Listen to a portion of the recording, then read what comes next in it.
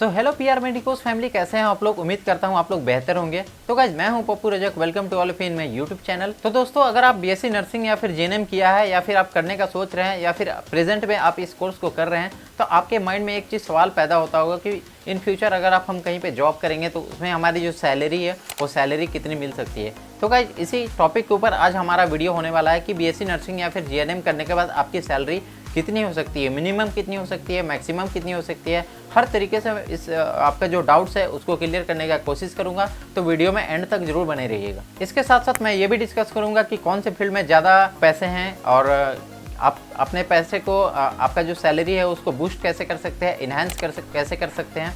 बहुत सारे डाउट्स आपके क्लियर होने वाले हैं। नर्सिंग में जितने सारे भी प्रोफेशन हैं, जितने सारे भी फील्ड्स हैं, मैं कोशिश करूंगा कि हर फील्ड में कितनी सारी सैलरीज मिलती हैं, जैसे इंडिया में कितनी मिलेगी, गवर्नमेंट में कितना होगा, प्राइवेट में कितना होगा और रिसर्च वगैरह में कितना होगा, टीचिंग में कितना होगा, क्लिनिकल में कितना होगा, एब्रॉड में कितना होगा, हर एक तरीके से मैं डिस्कस करने की कोशिश करूंगा। तो दोस्तों, नर्सिंग सिर्फ एक प्रोफेशन ही नहीं है, ये एक मिशन भी है। अगर आप इस मिशन को पूरे डेडिकेशन और पैशन के साथ करते हैं तो सैलरी के साथ साथ आपको रिस्पेक्ट, ग्रोथ और पर्सनल सेटिस्फैक्शन भी मिलती है। तो चलिए इस वीडियो को स्टार्ट करते हैं। सबसे फर्स्ट जो सबके माइंड में होता है गवर्नमेंट जॉब। गवर्नमेंट जॉब करने का सबका सपना होता है। तो इस वीडियो में सबसे पहले मैं डिस्कस करूंगा कि नर्सिंग करने के बाद गवर्नमेंट जॉब में सैलरी कितनी मिलती है। दोस्तों, अगर आप जीएनएम किए हैं तो जीएनएम करने के बाद आप गवर्नमेंट जॉब में कितनी सैलरी होगी। तो गवर्नमेंट जॉब में जीएनएम करने के बाद आप अगर स्टाफ नर्स का जॉब करते हैं तो मिनिमम सैलरी आपकी 30,000 से 35,000 तक होती है।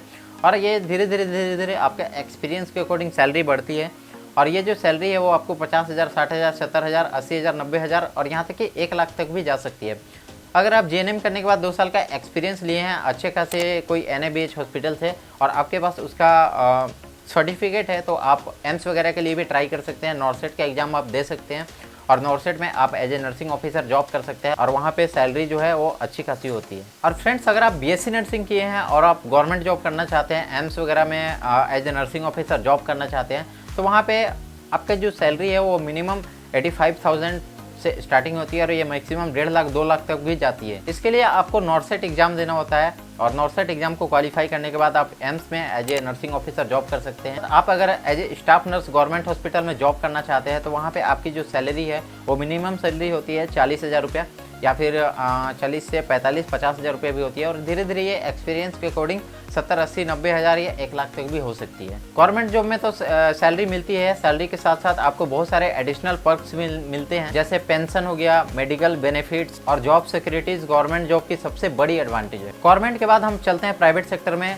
सबको तो गवर्नमेंट जॉब मिलती नहीं है क्योंकि उसमें सीट्स बहुत कम होती है, लेकिन आप अगर प्राइवेट जॉब भी कर सकते हैं, प्राइवेट हॉस्पिटल में भी अगर आप काम करना चाहते हैं तो वहाँ पे भी आपकी जो सैलरी है वो काफ़ी अच्छी खासी होती है। तो फ्रेंड्स, प्राइवेट सेक्टर में जो आपकी सैलरी है वो काफ़ी चीज़ों पे डिपेंड करती है। हॉस्पिटल का रिपुटेशन कैसा है, आपका जो है टैलेंट कैसा है, स्किल कैसा है, स्पेशलाइज है या नहीं है, एक्सपीरियंस है या नहीं है, बहुत सारी चीज़ें के ऊपर डिपेंड करता है। फ्रेंड्स, अगर आप जीएनएम नर्स हैं और प्राइवेट हॉस्पिटल में जॉब करना चाहते हैं तो वहाँ पर स्टार्टिंग सैलरी जो है वो आपकी 20 से 30,000 रुपये तक होती है और ये एक्सपीरियंस के अकॉर्डिंग बढ़ती है, 40 से 50,000 रुपये तक भी जा सकती है। मेट्रो सिटीज़ हैं, जो बड़े बड़े सिटीज़ हैं, जो डेवलप्ड सिटीज़ हैं इंडिया में, जो स्मार्ट सिटीज़ हैं, उनके अंदर जो बड़े बड़े हॉस्पिटल्स हैं उनमें जो है सैलरी इससे थोड़ी बहुत 5-10 हज़ार रुपये एक्स्ट्रा भी हो सकती है। फ्रेंड्स, अगर आप एक बीएससी नर्स हैं और आप प्राइवेट हॉस्पिटल में जॉब करना चाहते हैं, बड़े हॉस्पिटल्स में, तो वहाँ पे जैसे अपोलो हो गया, फोर्टिस हो गया, मैक्स हो गया और भी मणिपाल हो गया, बड़े बड़े हॉस्पिटल्स हैं, वहाँ पे जो आपकी स्टार्टिंग सैलरी है वो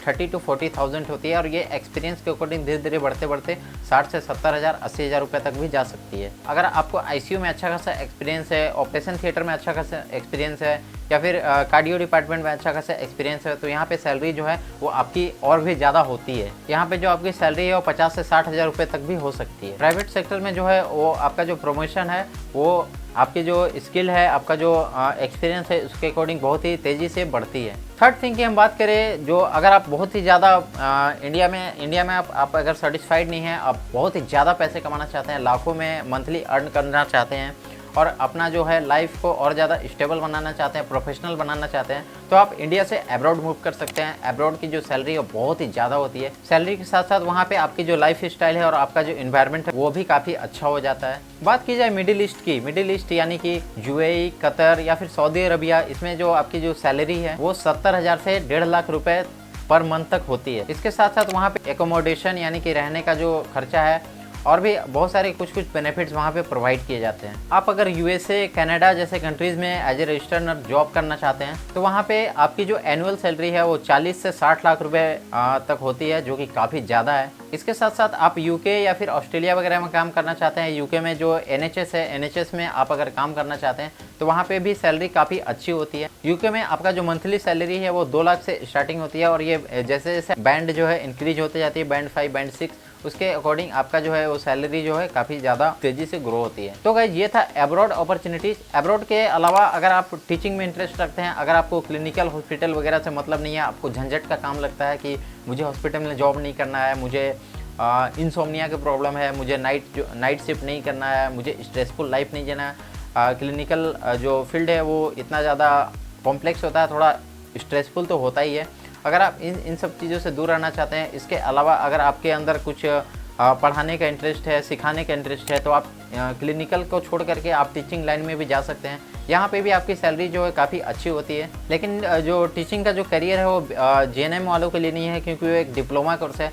BSc नर्सिंग वाले टीचिंग फील्ड में जा सकते हैं, क्योंकि ये एक बैचलर कोर्स होता है। BSc नर्सिंग करने के बाद आप MSc नर्सिंग कर सकते हैं और भी ज़्यादा स्पेशलाइज्ड टीचर बन सकते हैं, या फिर BSc नर्सिंग करने के बाद 1-2 साल का अगर आपके पास एक्सपीरियंस है टीचिंग का, तो वो आप नर्सिंग ट्यूटर बन सकते हैं, लेक्चरर बन सकते हैं, और भी नर्स एजुकेटर बन सकते हैं, और बहुत सारे कॉलेजेस में आप पढ़ा सकते हैं। BSc नर्सिंग करने के बाद आप अगर टीचिंग में जाते हैं, नर्सिंग ट्यूटर बनते हैं, तो वहाँ पे जो सैलरी है वो मिनिमम 30,000 से स्टार्टिंग होती है, और एक्सपीरियंस के अकॉर्डिंग बढ़ते जाती है। अगर आप MSc नर्सिंग कर लेते हैं तो आपके पास एक और एडवांस सर्टिफिकेट हो जाता है, तो उसके बाद आपकी जो सैलरी है वो बूस्ट हो जाती है, और वो 50 से 70 हज़ार रुपये मंथली हो सकती है। उसके साथ साथ MSc नर्सिंग करने के बाद आप कॉलेज का प्रिंसिपल बन सकते हैं, लेक्चरर बन सकते हैं, और ये सब करने के बाद आपकी जो सैलरी है वो काफ़ी और ज़्यादा तेज़ी से बढ़ती है। टीचिंग के साथ साथ अगर आप टीचिंग में भी नहीं जाना चाहते हैं तो आप फ्रीलांसिंग करना चाहते हैं, या फिर होम केयर नर्सिंग करना चाहते हैं। होम केयर नर्सिंग का मतलब होता है किसी पेशेंट के घर में जाके उसके घर में रहना और उसको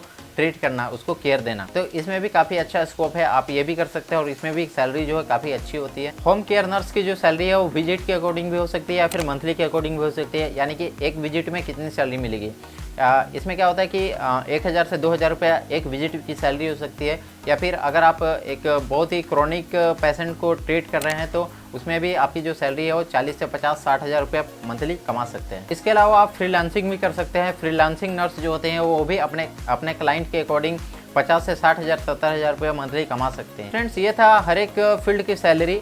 अब हम लास्ट में डिस्कस करेंगे कि आप जो अपनी सैलरी को है किन किन फैक्टर्स की वजह से बूस्ट कर सकते हैं। सबसे फर्स्ट और सबसे मेन चीज़ होता है वो होता है आपका एक्सपीरियंस, कि आपका काम करने का एक्सपीरियंस कैसा है। अगर आप 1 साल 2 साल 3 साल एक्सपीरियंस किए हैं तो आपकी सैलरी उतनी ज़्यादा नहीं होगी, लेकिन आप धीरे धीरे एक्सपीरियंस के अकॉर्डिंग आप आगे बढ़ते जाते हैं, बहुत कुछ सीखते जाते हैं, बहुत ही स्पेशलाइज होते जाते हैं। तो 3 साल 4 साल 5 साल 6 साल और 10 साल 15 साल करने के बाद सैलरी जो है वो काफ़ी ज़्यादा बढ़ जाती है। उसके साथ साथ आप किसी स्पेसिफिक फील्ड में स्पेशलाइज हो जाते हैं, जैसे ICU हो गया, पीडियाट्रिक हो गया, या फिर ऑपरेशन थिएटर हो गया। इसमें अगर आप स्पेशलाइज है तो इसकी जो सैलरी है वो काफ़ी ज़्यादा होती है, डबल होती है। आपकी जो सैलरी है वो लोकेशन के ऊपर भी डिपेंड करती है कि आप किस लोकेशन में काम करते हैं। जैसे आप मेट्रो सिटीज़ हैं, दिल्ली हो गया, मुंबई हो गया, कोलकाता हो गया, जो बड़े बड़े सिटीज़ हैं उसके जो बड़े बड़े हॉस्पिटल्स हैं उसमें जो सैलरी है वो नॉर्मल हॉस्पिटल अदर जो सिटीज़ है उसके हॉस्पिटल्स के कंपैरिजन में काफ़ी ज़्यादा होती है।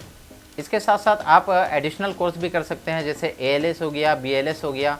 ये सब करने के बाद भी आपकी जो सैलरी है उसको थोड़ा सा आप इन्हेंस कर सकते हैं। फ्रेंड्स, नर्स प्रैक्टिशनर भी एक ऐसा कोर्स अब आ गया है जिसको करने के बाद आप मेडिसिन को भी प्रिस्क्राइब कर सकते हैं। नर्स प्रैक्टिशनर करने के बाद आपकी जो सैलरी है वो 50 से 70 हज़ार रुपये तक होती है। तो दोस्तों, यही था कि BSc नर्सिंग करने के बाद या फिर JNM करने के बाद आपकी सैलरी कितनी हो सकती है। तो ये जो सैलरी है वो काफ़ी ज़्यादा है, उतना भी ज़्यादा नहीं है, लेकिन इतना है कि आप काम करने के साथ साथ अच्छा खासा पैसा अर्न कर सकते हैं, रिस्पेक्ट के साथ साथ सेटिस्फैक्शन भी आपको मिलती है। तो गाइज, ये प्रोफेशन आपके लिए बहुत सही होने वाली है। तो गाइज, यही था आज का वीडियो। अगर वीडियो पसंद आएगा तो वीडियो को लाइक कर दीजिएगा, और मेरे चैनल पर न्यू होंगे तो मेरे चैनल को सब्सक्राइब करके बेल आइकन को प्रेस कर दीजिएगा, ताकि इसके बाद अगर मैं कोई वीडियो भी नर्सिंग फील्ड से रिलेटेड डालूंगा तो आपके पास तुरंत नोटिफिकेशन चला जाए। Thank you. जय हिंद फ्रेंड्स।